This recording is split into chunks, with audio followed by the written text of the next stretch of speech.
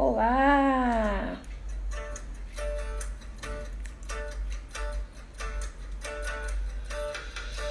Angola, Congo, Benguela, Monjolo, Cabinda, Mina. Olá, olá, olá! Cheguem, se acheguem, venham, venham. Boa tarde. Aqui onde estão os homens, Estão ouvindo? há um grande leilão. Boa tarde, gente. Tudo bem? Dizem que nele há uma princesa plena. Sejam bem-vindos a mais uma live da Diaspora.black. Com seus súditos,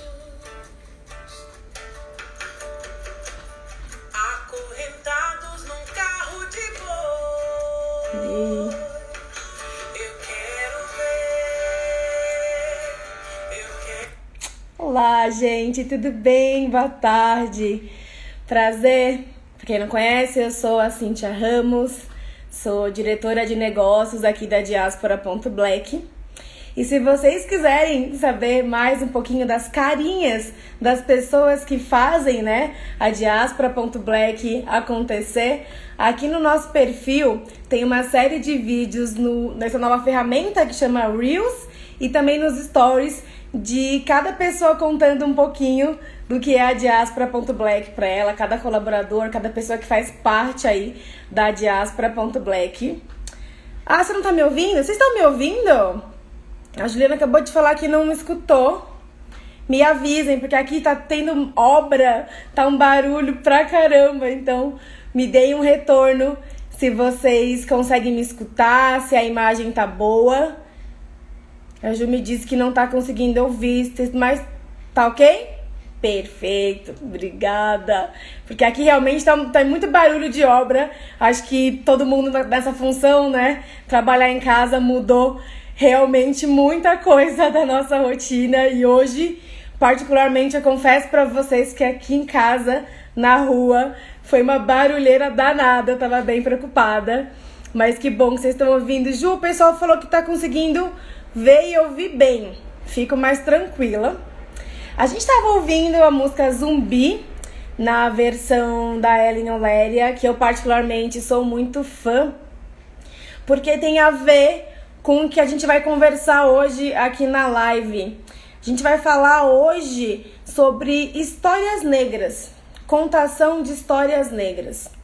Eu não sei vocês, mas eu fui conhecer um pouco mais, ouvir, receber, ter contato com histórias, fatos, personalidades negras na visão da potência depois de adulta. Então, eu queria saber de vocês, se vocês também tiveram essa experiência ou se vocês tiveram a sorte de, desde criança, desde pequeno, ter contato com histórias negras. Aproveitar e quero saber também de onde vocês são, de onde vocês estão assistindo essa live aqui na Diaspora. A gente tem em cada live uma geografia muito expandida e eu fico muito feliz porque é essa a ideia mesmo, né? A ideia é a gente se conectar às pessoas, histórias, às pontes da nossa história preta em diáspora. Eu vi que a Ju já tá por aqui, eu vou colocar ela aqui na live junto com a gente vai conversar hoje com a Juliana Correia do Baobazinho para contar um pouco mais.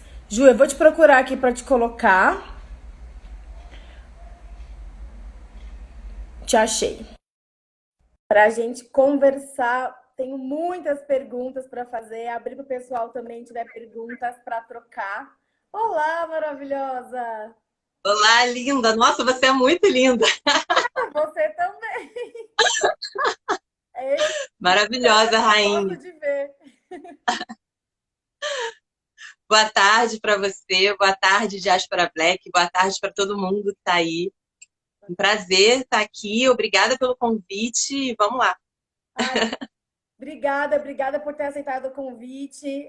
Acho que é esse começo de parceria muito importante, muito potente. A gente está bem feliz, gente da Diaspora.black, de ter você aqui também nessa luta, nessa compartilhação de conhecimento, né? Que é o que a gente faz, aproveitar aí a internet para expandir cada vez mais essa troca. Então, obrigada pelo esse contato, obrigada por essa live e pelo curso, que daqui a pouquinho a gente conta mais. Mas primeiro eu quero saber um pouco de você, Ju. Quem é você e como que surgiu o Baobazinho? Conta pra gente. Beleza.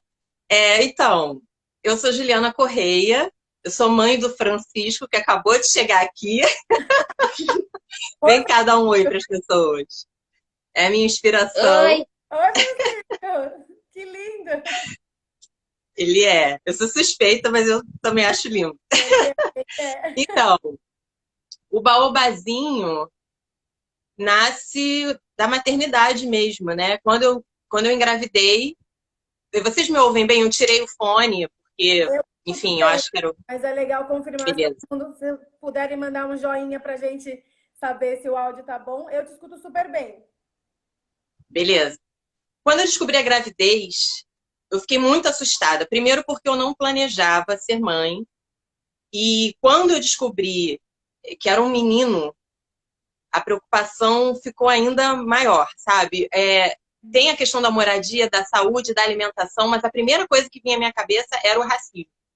E aí eu ficava pensando como fazer para educar essa criança de maneira a deixá-lo preparado para o mundo lá fora. E eu sou jornalista por formação acadêmica, eu não era da área de arte e educação.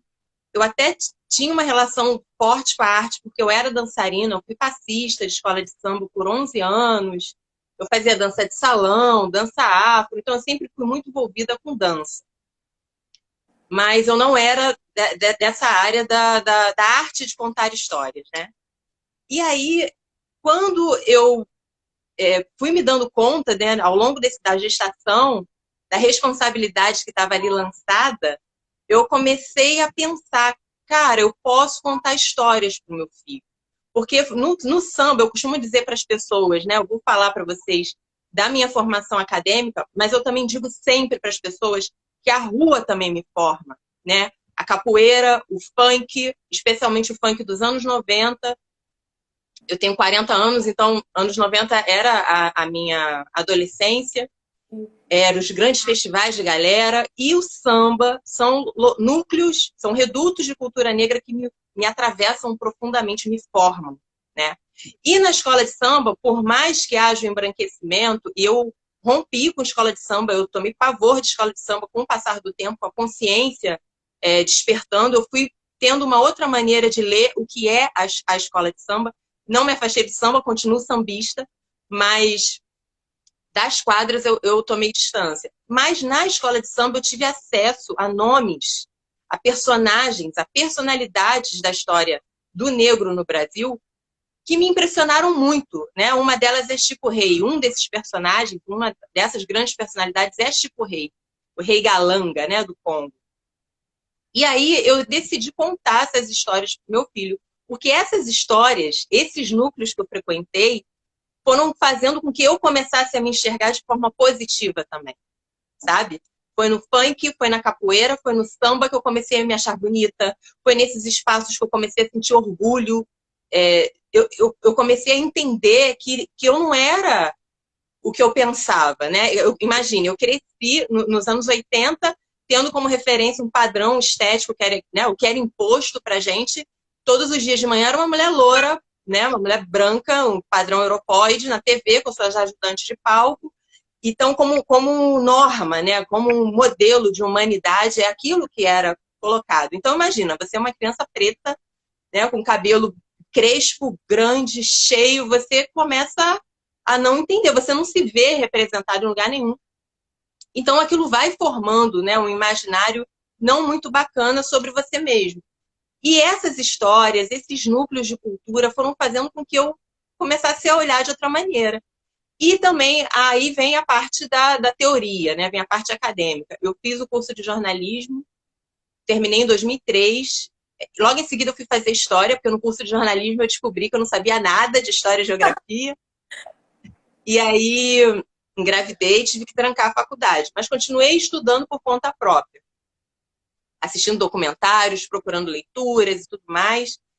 E depois comecei a frequentar o UERJ, coletivos negros que tem na UERJ, de alunos, né? O Denegri, o Proafro, coletivos de professores que sempre promoveram muitos encontros, muitos seminários, muitos cursos, e acessíveis, inclusive, para a comunidade externa. Então, eu também devo a esses espaços. E ele crescendo, Francisco crescendo mais um pouco, eu fui fazer uma pós-graduação, uma especialização em ensino de histórias e culturas africanas e afro-brasileiras, no Instituto Federal de Educação, Ciência e Tecnologia, em São Gonçalo, aqui no Rio de Janeiro. E fiz um mestrado em educação na Rural, na Universidade Federal Rural do Rio de Janeiro. Terminei o mestrado no ano passado, na área de educação. Só que, paralelo a isso, a essa busca por essas histórias, eu fui também fazendo cursos de contação de história, mediação de leitura, cursos de arte e educação, né? Chamados de arte e educação. Só que isso tudo despertou em mim a partir do nascimento do meu filho. Quando ele fez 5 anos, ele fez um autorretrato. E para esse autorretrato, ele usou canetinhas pretas e marrons. Ele usou umas cores que eu não usaria quando eu tinha 5 anos de idade. Né? E aquilo falou muito para mim. Quando eu vi aquela arte, né, aquele desenho, aquela representação, eu falei, gente, não foi Juliana, foram as histórias que ele acessou que fez com que ele se reconhecesse dessa forma, escolhesse essas cores. E aí eu decidi também que eu devia contar essas histórias para outras crianças, para crianças que vinham aqui para casa, crianças negras e crianças brancas, os amiguinhos dele que vinham para cá. E com o passar do tempo, eu fui percebendo falas dessas crianças, falas que me pareciam muito mais a reprodução também do que se escuta em casa. Criança é uma esponjinha, né? Eu não retiro a autonomia da criança, porque a criança não é só reprodutora, não. Ela cria também, né? Mas eu sentia que essa criança, sabe, do tipo, a criança dizer para mim que não queria uma história porque tinha um personagem marrom, porque não gosta de gente daquela cor. Uma criança branca falou isso. Aí eu parei a brincadeira e falei, olha pro Francisco. Então você não gosta do Francisco? E a criança, não, tia, tem razão. Vamos ler essa história. Olha só. Sabe? Então, assim, eu fui começando a entender que não adiantava esse repertório ficar só pro meu filho. E aí eu fui como voluntária para a escola dele, ele estudava numa escola pública aqui perto de casa. E lá nessa escola não implementaram a Lei Federal 10.639, que é a lei que foi promulgada em 2003, que tornou obrigatório a inclusão de ensino de história da África e da luta do povo negro no Brasil, a inclusão desse conteúdo em toda a rede, no currículo de toda a rede, né, escolar. E aí eu fui para lá como voluntária. Eu disse, olha, vocês não implementaram, mas existe uma forma da gente trabalhar isso, que é pelas histórias. E aí eu ia toda segunda-feira, era uma escola pequena, eu ficava com 2 turmas de manhã e 2 à tarde, toda segunda-feira. Então, no fim do mês, eu tinha passado por todas as turmas. Né? E dali eu fui entendendo que eu também precisava expandir o meu repertório, eu precisava ampliar a minha performance, eu precisava, enfim, mergulhar, e por isso eu fui correr atrás da pós-graduação, fui correr atrás da teoria. Eu não queria, de forma alguma, reproduzir estereótipo. Eu tinha várias preocupações, porque não é isso, né? De boa vontade, o inferno está cheio, né? Como a sabedoria popular diz. Sim. E eu não queria só fazer por fazer. Eu entendia que havia ali uma missão, um compromisso, né, que está profundamente relacionado ao reerguimento do nosso povo. Então não dá para fazer de qualquer jeito. Não pode ser feito de qualquer jeito. E não adianta só ser bonito. Precisa haver um fundamento. Então, eu fui assim aos poucos e trazendo muito essas experiências da rua, essas vivências todas nesses núcleos de cultura que eu mencionei aqui, trazendo isso tudo para minha prática, e o baobazinho é uma sementinha ainda, mas está crescendo, está florescendo, vai nascer. É muito lindo, sabe? Ouvir uma mulher preta, uma mãe preta, a gente traz isso, né? De ver a potência que uma mulher preta, uma mãe preta tem na ideia de mudar realmente, desse cuidado com o filho. O projeto já é maravilhoso, e saber que ele nasceu desse sentimento torna ele ainda mais mágico. Eu achei incrível o que você contou. Achei muito legal quando você comentou da sua formação, mas disse tudo que além da formação acadêmica, que a gente automaticamente responde, né, quando alguém pergunta, tudo que te formou, esses núcleos, né, o contato com a música, com a arte, com a cultura preta, que eu concordo plenamente. Eu, com 5 anos de idade, ainda chamava aquele lápis bege de lápis cor da pele. Então, é muito legal. Imagino a emoção que foi para você ver o seu filho escolher canetinhas marrons e pretas para fazer esse retrato. E mais do que isso, eu não esqueço, ele bem pequeno, antes, né? Ele fez isso com 5 anos, mas ele com 4 aninhos, ele foi para a escolinha com 3 aninhos. Com 4, teve a tal festa de Dia das Mães, que eu também tenho pavor dessas festas, enfim. Mas eu fui, né? Vamos lá, fui na escola. Quando eu cheguei à escola, tinha um painel, montaram um painel com desenhos que as crianças fizeram representando a mãe. E ele me fez também, usando lá o marrom, o preto. É muito bacana. Ele já fez o meu pai, sabe? Meu pai barrigudinho, fez meu pai barrigudinho e com bigode. Ele usa, desde pequenininho, ou seja, eu entendo que ele está bem resolvido. Sim. Pelo menos na hora de se representar, ele não tem bloqueio, né? Que é algo que, enfim, a gente sabe que ainda não está, né? Não teve a devida atenção, há muitos esforços, há muitos trabalhos incríveis por aí, mas a gente ainda encontra relatos de dor, né? De crianças que passam água sanitária no corpo, que colocam pregador no nariz, enfim. Histórias muito pesadas, é realmente por isso que o trabalho, né, do Baobazinho, ele vem nessa importância toda, porque eu realmente vejo aí nas crianças que realmente a gente tem que investir em deixar confortável para nossas crianças pretas conhecerem toda a potência que elas são e estão, né? Eu acho isso muito interessante. Você comentou que você teve no começo já muito contato com potências pretas por causa do samba, né? Uma das minhas perguntas para você era se você se lembra quem foi a primeira história, fato ou personalidade preta que te marcou? Se foi já adulta, se foi na adolescência, criança. Você lembra quem que foi a primeira pessoa preta que te marcou? Assim, de história, pensando em história, aquela história que a história não conta, Sim. Foi realmente o Chico Rei, assim. Na verdade, eu lembro quando eu virei salgueirense, quando eu tomei consciência que eu era salgueirense, que é a escola que eu pertenci, né, fiz parte, que me forma, foi no ano de 92, se eu não me engano, foi 92, que o enredo era o café. E o carro abria alas era um preto velho, o refrão era soca no pilão, preto velho, mandingueiro, e ele vinha socando, né, o pilão. O negro que virou ouro, lá nas terras do Salgueiro. Eu tinha uma brincadeira com meu irmão, que era de quem decorava antes todos os sambas enredos daquele ano. E a gente ficava com os discos. A gente ficava com os discos. Eu tinha o quê? 12 anos. 12 anos. A gente ficava decorando as letras de samba do grupo especial e do grupo de acesso. Meu Deus! E a gente também tinha uma outra brincadeira que era quem conseguia ficar mais tempo acordado assistindo aos desfiles. Claro, para assistir. Quem dormisse, porque naquela época não tinha hora para acabar. Né? E aí a gente brincava que quem ganhava era quem não dormisse. Uau. E nesse ano, meu irmão dormiu.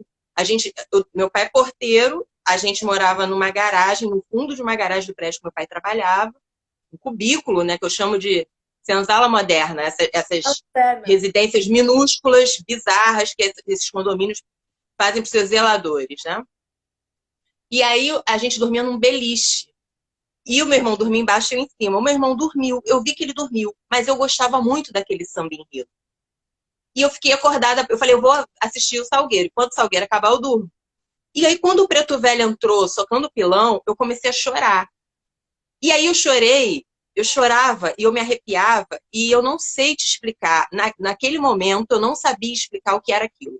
Era um pouco de medo, porque a minha formação é católica, então eu demonizava. Sim. Era católica, né? Porque eu me libertei também disso. Depois que eu fui estudar história e tal.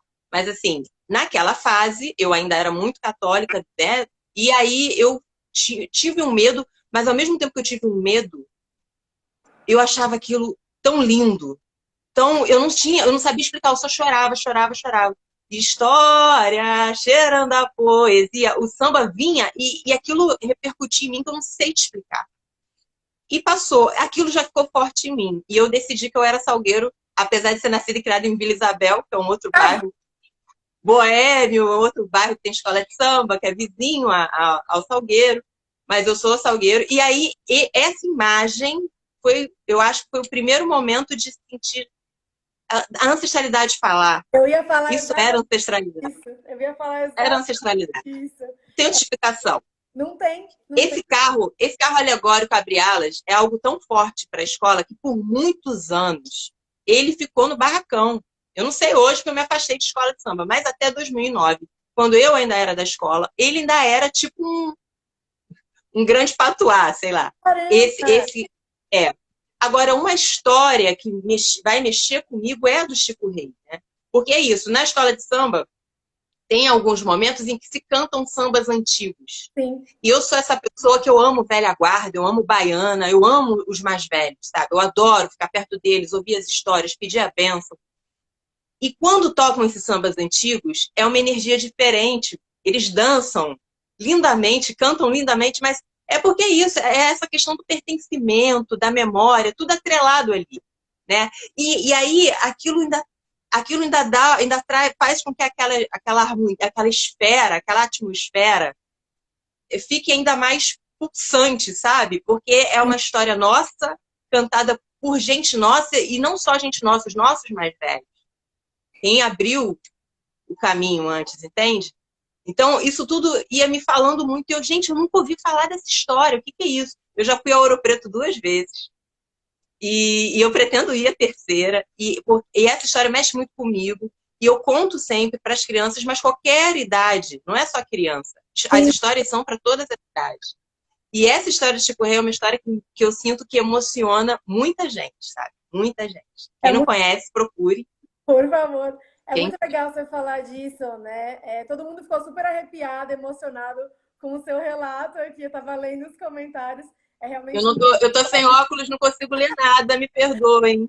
Eu vou lendo para você. Me perdoem. Mas todo mundo gostou muito, porque é uma coisa muito real, né? Como você falou, você viu, assistiu na brincadeira com seu irmão, já tinha ganho, já podia dormir, mas algo ali muito mais forte, uma energia muito maior te conectou. Então, realmente, que lindo isso. Ver que realmente a sua história aí tem muita luz, tem muita coisa linda, é muito bom te ouvir falar. E aí eu fico imaginando isso, que privilégio dessas crianças, das turmas, de te ouvir contar sobre as histórias, né? Você começa... Tem alguma... Você falou que não tem faixa etária, né?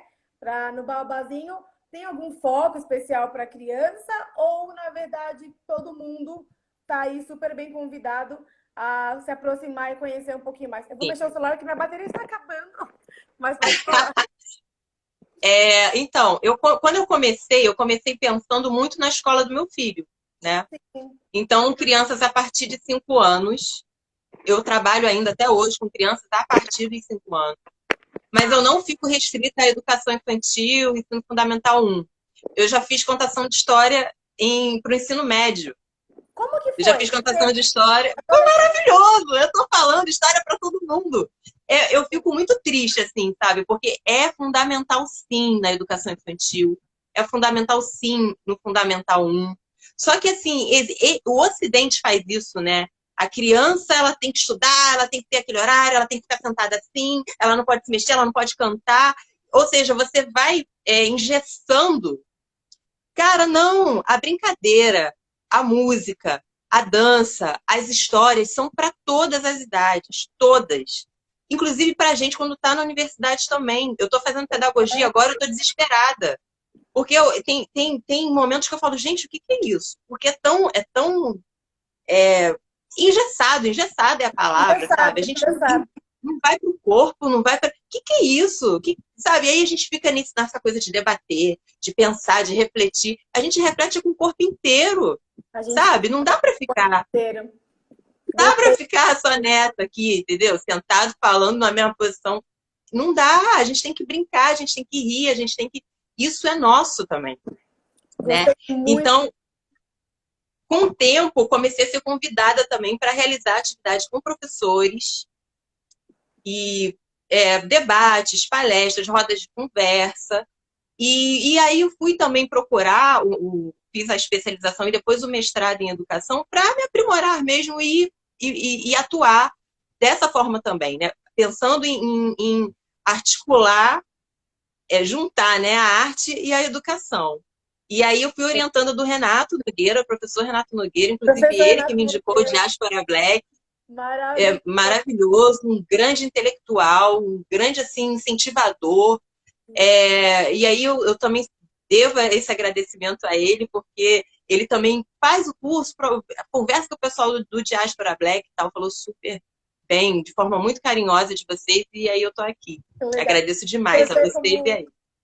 nós que agradecemos, para a gente é uma honra ter uma pessoa, um curso tão potente como o seu. Você vê como é assim que funciona, né? A gente conectou com o Renato. Aliás, se não me engano, hoje tem uma turma do Renato, de um curso sobre paternidade, um homem preto, né? Retinto, falando sobre paternidade, tá falando sobre amor, que conectou com você. É isso que a gente faz na diáspora, né? A gente vai se conectando através das nossas potências e histórias. A gente tem o seu próximo curso, vai começar agora dia 31 de agosto na diáspora, né? São quantos encontros mesmo? 4. Quatro São encontros. 4 aulas, 2 horas de duração, sempre segunda-feira. Todas as segundas, perfeito. Esse curso, Juliana, você acha que para o público principalmente focado na educação ou ele realmente é aberto para todo mundo que tiver Não, interesse e curiosidade? é aberto para todo mundo. Tá muito bem. Quem for da área de educação, vem, mas das artes, enfim, gente, para todo mundo. Até Porque porque a eu história pensei preta, também numa. né? Hã? Não A entendi. história preta, a gente está em tudo, né? Não precisa ser só na área de educação. Não, exato. E eu pensei num formato em que fosse, não fosse algo. Óbvio que tem as referências, tem uma parte teórica, Claro. mas não é um curso com uma linguagem de difícil acesso, nada disso. Perfeito. É mesmo um encontro para que a gente converse, né? Pense, reflita sobre um repertório negro. Eu chamo de contação de histórias negras as histórias que os contos, né, da tradição oral africana, da diáspora negra, Sim. histórias também escritas, publicadas por autores negros. Eu também me preocupo muito com a autoria. Muito bom. É um outro ponto que é muito importante a gente estar atento se a gente está se a gente está pensando uma educação de fato, se a gente está pensando em deseuropeizar, a gente precisa estar atento aos autores também, né? Não adianta a gente ficar congelada nos cânones, não adianta a gente ficar presa a referências que estão aí sendo colocadas por quem? Quem é que define quem são os cânones? Quem é que define o que vai ser publicado? Verdade. Quem é que define o que vai estar na vitrine das lojas, sabe? Então, assim, a gente precisa estar atento às editoras negras, a gente precisa estar atento aos escritores e escritoras negras, né? Então, isso também passa pelo curso. Então, a ideia é realmente estabelecer um contato com pessoas que estejam interessadas em começar a contar histórias ou continuar a contar histórias, porém, se aprofundando um pouco mais sobre o poder, a importância da palavra, especialmente nas sociedades tradicionais, o que é essa palavra também aqui na diáspora, e aí eu foco bastante aqui no Sudeste, né? No reinado, no jongo, no samba, nessas culturas que são tão fortes, que tem ali uma memória negra, ancestral muito presente e que aí a gente sabe muito bem como é que funciona a indústria, né? Como é que funciona o mercado, que tende a se aproximar dessas expressões, dessas culturas, esvaziar de sentido para simplesmente vender. Então a gente precisa ter cuidado com isso também. E tem sido muito gostoso, assim, eu já tenho recebido alguns retornos, alguns e-mails, algumas mensagens espontâneas, estou muito feliz com o que eu estou recebendo e espero que realmente seja um diferencial, assim, na vida das pessoas, inclusive da turma 2 aí, que já começa a se formar. Eu vi que já tem pessoas inscritas, estou super feliz e super ansiosa. Pois é. Quem está aqui assistindo a live com a gente já teve uma turma que foi um sucesso. Pessoas que tiveram aí a honra de compartilhar, trocar, aprender com a Juliana. E agora, dia 31 de agosto, vai começar a turma 2 do curso dela, que está disponível na diaspora.black. Então, correm lá depois da live para comprar e garantir a vaga de vocês. A Negra Fulá comentou aqui que ela gosta de consumir cultura preta feita por pretos. Acho que é muito É isso isso, que você é comentou, isso. né? Que a mídia, a gente, é muito que você falou, o mercado, ele se aproveita sim da nossa cultura, eles sabem sim do nosso potencial e querem mais uma vez roubar nosso protagonismo. Então é realmente muito importante apoiar, acompanhar iniciativas de pessoas pretas contando a nossa história, né? Sim, completamente. E tem muita coisa, tem muita oportunidade. Só de te ouvir falando alguns exemplos. A Diáspora nasceu do viés do turismo, né? Como você comentou que você foi até Minas, viajou, e nem todo mundo, quando vai, tem a oportunidade de conhecer as histórias das personalidades pretas, né? Uma coisa, quando a gente puder viajar, e quando a gente fazia antes de Sim. pandemia, era exatamente isso. Tudo que tem disponível na diáspora é para trazer as histórias que não nos foram contadas, para trazer as histórias, pessoas, datas e fatos que a branquitude tentou e tenta até os dias de hoje silenciar ou ocultar. Então, para mim, eu fico Sim, imaginando. total. É uma estratégia. É a É uma estratégia, uma das estratégias de dominação da supremacia branca é essa, é marginalizar as nossas histórias ou mesmo apagá-las. ou apagar. Apagar as histórias, apagar as memórias, apagar as construções, né? Ficam com o papo de que contribuiu, o indígena, o negro contribuíram. Não contribuíram, construíram, sabe? Mas Sim. não vão dizer. E aí não dá para a gente ficar esperando também, não dá para ter essa inocência. É a gente que tem que fazer e a gente que tem que consumir, a gente tem que procurar quem está fazendo, quem está realizando. Vou me aliar ali, vou me juntar ali. Porque os nossos antepassados deixaram o melhor exemplo para a gente, que são os quilombos, né? Exato. Capazes de sobreviver de forma autônoma, né? De impactar na economia do Estado, enfim. A gente tem os exemplos aí. Aí o melhor exercício, né? O Sankofa mesmo, é olhar para trás, ver o que deu certo, ver o que não deu, mas ter a consciência de que é um posicionamento político também. Quando a gente resolve se organizar e se emancipar, criar a nossa autonomia, garantir a nossa autonomia, isso é emancipação. E a gente precisa pensar nisso, né? Tem gente que critica, fala para mim assim, pô, você tá fazendo gueto, você tá baobazinho, só histórias negras. Não, cara, as nossas histórias, elas não são contadas. Quando são contadas, muitas vezes, são contadas de forma folclórica. São Exato. contadas de forma fetichizada. Então, também isso também não me interessa, sabe? Eu não didatizo. Quando eu estou contando uma história para as crianças, eu não fico explicando, didatizando, não. Mas quando eu conto uma história, eu falo de um baobá, e na semana seguinte eu volto na escola, a criança vem correndo, tia, eu vi um baobá. É Vi um isso. baobá onde? Ah, eu joguei no Google. Olha só. Ou seja, em algum momento na vida daquela criança, ela acessou a internet, ela lembrou daquela história que ficou nela, de alguma maneira, e foi atrás daquela informação, né? E veio compartilhar comigo. Então, assim, as histórias, elas também, pensando a infância, elas também nos possibilitam essa abertura, esse canal para escuta. Então, não é só contar histórias também, é a gente atentar para o que a criança, para o que o interlocutor, na verdade, está trazendo. Tem uma escola na Cidade de Deus que eu trabalhei, e que uma das atividades que eu fazia era justamente pedir que as crianças contassem as histórias que elas tinham lido. Era uma oficina que acontecia toda semana, e uma das atividades da oficina era esse momento de leitura. E as crianças podiam contar do jeito que quisessem. Elas podiam reler, né, o livro em voz alta, elas podiam contar do jeito que elas entenderam, enfim. E tinha um menino, o Michael, que eu nunca esqueci o que ele fez. Ele recontou a história colocando o mototáxi, colocando o campinho de futebol, colocando a tendinha de bala que tinha na frente da escola. Ou seja, ele trouxe elementos do cotidiano dele, do território dele, para dentro daquela história. E eu não sou ninguém para dizer que está errado. Em momento algum eu teria audácia de fazer isso. Porque ele se apropriou daquela história e transformou aquela história numa história dele, com essas várias referências dele, sabe? Então, assim, é muito quando a gente vai para essa função, para esse ofício do contar histórias, é a gente também manter um cuidado do que a gente vai receber, sabe? Do que a gente pode aprender a partir dali. Não é um exercício de mão única, sabe? Uhum. É algo que estabelece a troca.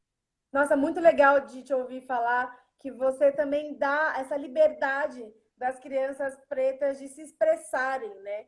Eu acho que isso é muito importante também, a gente potencializar as crianças pretas de contarem da maneira que elas se sentirem confortável, ao invés de tentar silenciar, como toda a sociedade já faz, você impulsiona para as crianças interpretarem e absorverem. E é muito lindo isso, imaginar que ele entendeu a história, leu e se colocou nesse ambiente, né? Sim.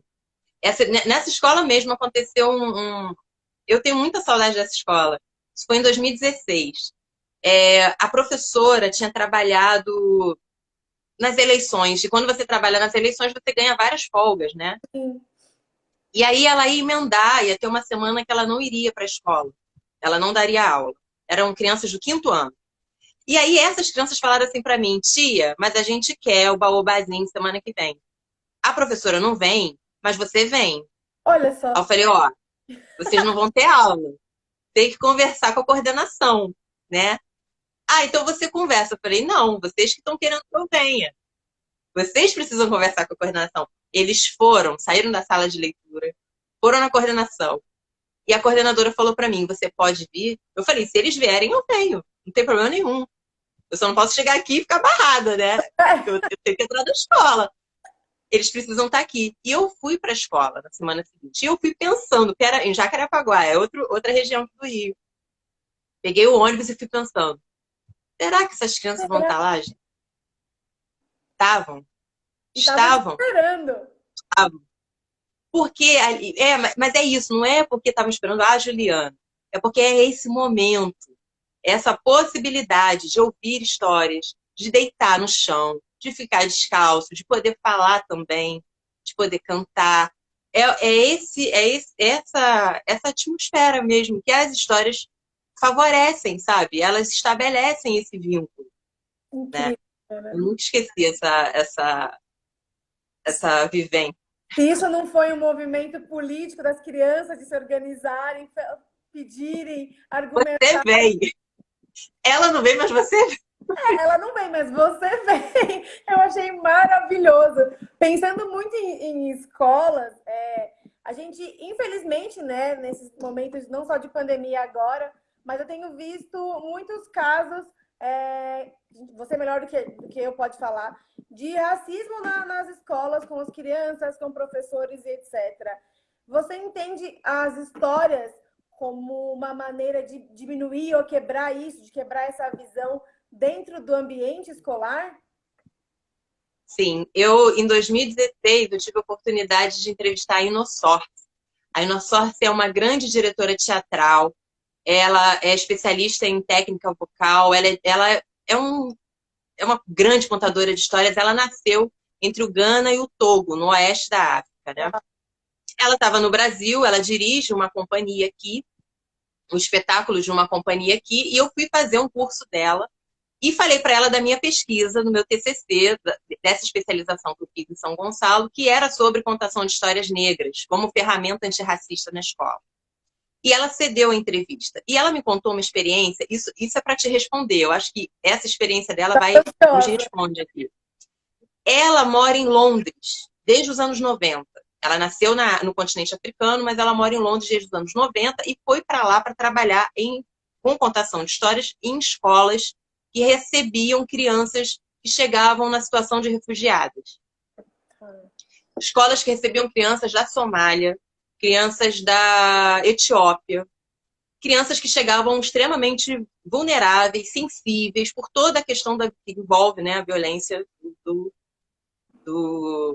desse tipo de imigração. Né? E quando essas crianças chegavam a essas escolas, ela sentia que essas escolas não tinham uma estrutura para recebê-las, né? E aí existia um projeto chamado Listening and Learning, ouvindo e aprendendo. E ela conhecia pontos das localidades de onde as crianças vinham,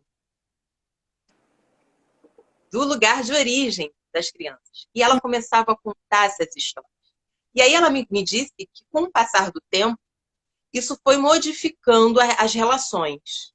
Primeiro, porque aquelas crianças que chegavam numa situação de fragilidade emocional, elas começavam a ter a autoestima diferente, ficava com uma autoestima mais elevada, porque elas tinham a sua origem apresentada de forma poética. Sim. E as crianças londrinas começavam a se interessar por saber mais da cultura daquelas crianças que tinham chegado.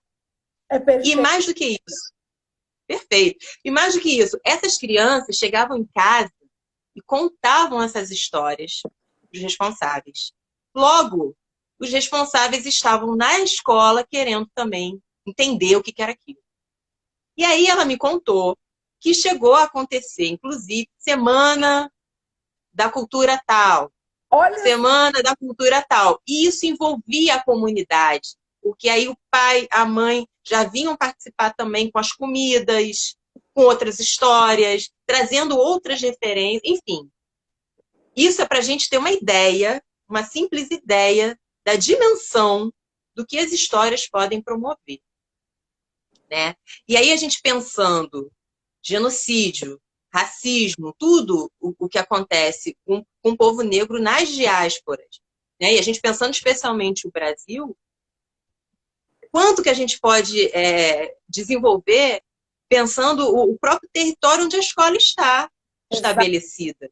E a gente também não precisa se prender à escola, não. A gente pode muito bem montar no bairro que a gente mora. Vamos fazer um clube do livro, vamos fazer um encontro, nem que seja mensal, pega os moradores mais antigos, que vão saber contar a história dali do bairro. Por que o bairro tem esse nome? Por que as ruas têm esse nome? Quem são essas pessoas? Vamos investigar isso? Sim. Porque são maneiras de a gente quebrar também certas estátuas, certas figuras que não nos representam, sabe? Pelo contrário, representam um extermínio sistematizado ao qual o nosso povo é subjugado, né? É lançado desde sempre. Importantíssimo. As histórias elas trazem, né, todo esse conhecimento, essa potência, esse outro lado. É muito lindo. Obrigada por compartilhar esse relato, realmente emocionante de pensar que o quanto aquela mulher contando as histórias impactou na vida das crianças, as que já eram londrinas, que vinham de fora, na família, o quanto isso realmente melhorou todo esse ecossistema e, com certeza, individualmente e grupo, né? Pensando na vida dessas crianças, famílias e afins. Então, imagino que é muito um reflexo do que você faz também, né? Você compartilhando as histórias, isso impacta não só aquela criança que está ouvindo, aquela pessoa que tem o contato, mas essa sementinha, né, de conhecimento que vai se espalhando e ampliando cada vez mais. Eu acho isso realmente incrível. Pensando no seu curso, eu imaginei também para muitas mães, tias, primas, avós, todo mundo que tem interesse em contato, tanto para a pessoa, quando você fala isso, de resgatar essa autoestima, de resgatar essa potência, esse pertencimento. Então, eu acho isso realmente muito importante para as crianças, mas para qualquer idade, né? Uma vez que eu consigo receber e voltar a ter essa autoestima, entender a minha importância, eu consigo passar para mais pessoas também, né? Sim, sim. E é isso, né? A nossa formação, ela também não foi... A gente não recebeu uma formação que incluísse, né? A nossa formação ela é bem deformada, né? Eu fui ter acesso a muitas... Eu fui entender o que é o racismo realmente na academia, assim, porque eu não sabia nomear. Eu sofria, eu odiava o meu cabelo, eu odiava o meu nariz, mas eu não entendia que isso era fruto do racismo. O que é isso, né? Porque entender na academia.